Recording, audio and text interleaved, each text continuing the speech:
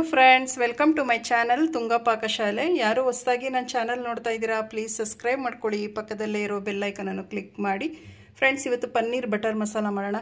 ತುಂಬಾ ಚೆನ್ನಾಗಿರುತ್ತೆ. ಚಪಾತಿ, ದೋಸೆ, ಪರೋಟ, ನಾನ್ಗೆಲ್ಲ ತುಂಬಾ ಚೆನ್ನಾಗಿರುತ್ತೆ. ಫ್ರೆಂಡ್ಸ್, ಇದನ್ನು ಹೇಗೆ ಮಾಡೋದು ಅಂತ ನೋಡೋಣ ಬನ್ನಿ. ಮೊದಲಿಗೆ ನಾನು ಒಂದು ಕಡಾಯಿ ಬಿಸಿಗೆ ಇಟ್ಟಿದ್ದೀನಿ. 1 ಟೇಬಲ್ ಸ್ಪೂನ್ ಆಗೋಷ್ಟು ಎಣ್ಣೆ ಹಾಕ್ಕೊತಾ ಇದ್ದೀನಿ. ಎಣ್ಣೆ 1 ಟೇಬಲ್ ಸ್ಪೂನ್ ಹಾಕಿದ್ದೀನಿ. 1-2 ಟೇಬಲ್ ಸ್ಪೂನ್ ಅಷ್ಟು ಬೆಣ್ಣೆ ಯೂಸ್ ಮಾಡ್ತಾ ಇದ್ದೀನಿ.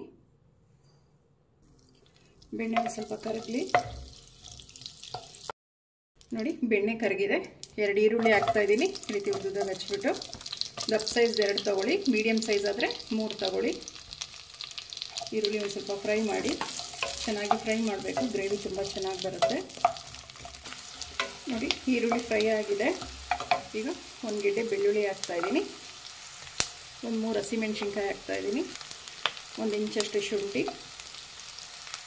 ನೋಡಿ, ಸ್ವಲ್ಪ 1 ಪೀಸಷ್ಟು ಚಕ್ಕೆ ಹಾಕ್ತಾ ಇದ್ದೀನಿ. 3 ಲವಂಗ, 1 ಟೇಬಲ್ ಸ್ಪೂನ್ ಅಷ್ಟು ಕಸೂರಿ ಮೇಥಿ ಹಾಕ್ತಾ ಇದ್ದೀನಿ. ಈಗ ಇದನ್ನು ಘಮ ಬರೋವರೆಗೂ ಫ್ರೈ ಮಾಡಬೇಕಾಗತ್ತೆ.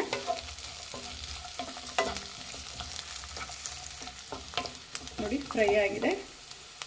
3 ಟೊಮೆಟೊ ಹಾಕ್ಕೊಳ್ತಾ ಇದ್ದೀನಿ. ಮೀಡಿಯಮ್ ಸೈಜ್ ಆದರೆ 3 ತಗೊಳ್ಳಿ, ದಪ್ಪ ಸೈಜ್ ಆದರೆ 2 ಆದರೆ ಸಾಕಾಗುತ್ತೆ. ಮಿಕ್ಸ್ ಮಾಡಿ ಟೊಮೆಟೊ ಸಾಫ್ಟ್ ಆಗೋವರೆಗೂ ನಾವು ಫ್ರೈ ಮಾಡಬೇಕಾಗತ್ತೆ.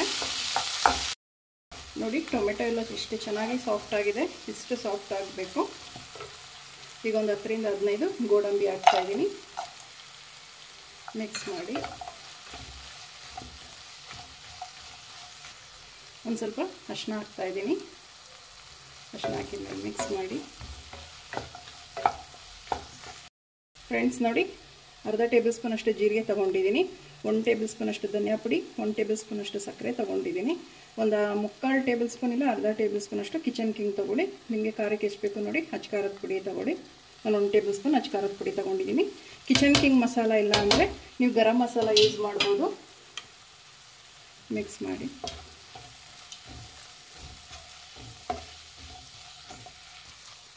ನೋಡಿ, ಸಾಕು. ಇವಾಗ stove off ಮಾಡ್ಕೊಂಬಿಡೋಣ.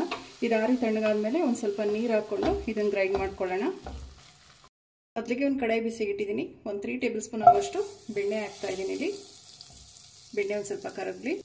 Paneer butter masala ಆಗಿರೋದ್ರಿಂದ ಒಂದು ಸ್ವಲ್ಪ ಬೆಣ್ಣೆ ಯೂಸ್ ಮಾಡಬೇಕಾಗತ್ತೆ. ಇಲ್ಲ ನೀವು ತುಪ್ಪ ಸಹಿತ ಯೂಸ್ ಮಾಡ್ಬೋದು. ತುಪ್ಪ ಮತ್ತು ಎಣ್ಣೆ. ಬೆಣ್ಣೆ ಎಲ್ಲ ಕರಗಿದೆ. ಒಂದು ಅರ್ಧ ಈರುಳ್ಳಿನ ಸಣ್ಣದಾಗಿ ಕಟ್ ಮಾಡಿ ಹಾಕಿದ್ದೀನಿ. ಒಂದು ಅರ್ಧ ಈರುಳ್ಳಿ ಸಾಕು, ಜಾಸ್ತಿ ಬೇಡ. ಇದನ್ನು ಮಿಕ್ಸ್ ಮಾಡಿ ಒಂದು ಸ್ವಲ್ಪ ಫ್ರೈ ಆಗಬೇಕು. ಬೆಣ್ಣೆಯಲ್ಲಿ ಫ್ರೈ ಆದರೆ ತುಂಬಾ ಚೆನ್ನಾಗಿರುತ್ತೆ.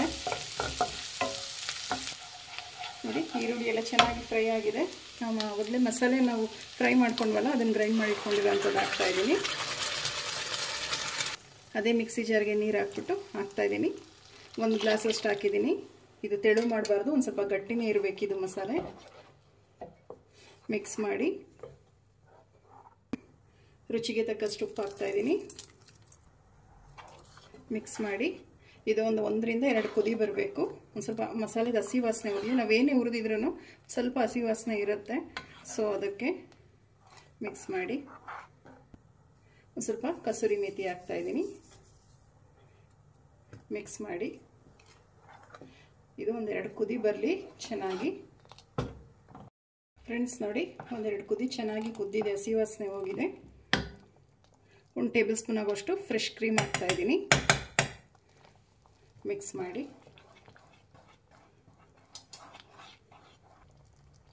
200 ಗ್ರಾಮ್ ಅಷ್ಟು ಪನ್ನೀರ್ ಹಾಕ್ತಾ ಇದ್ದೀನಿ. ಮಿಕ್ಸ್ ಮಾಡಿ ಈಗ ಲಾಸ್ಟಿಗೆ ಒಂದು ಸ್ವಲ್ಪ ಕೊತ್ತಂಬರಿ ಸೊಪ್ಪು ಹಾಕ್ಕೊತಾ ಇದ್ದೀನಿ.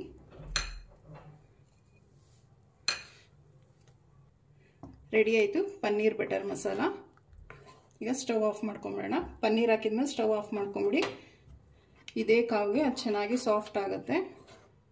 ಈಗ ಡಿಶ್ ಔಟ್ ಮಾಡ್ಕೊಳ್ಳೋಣ.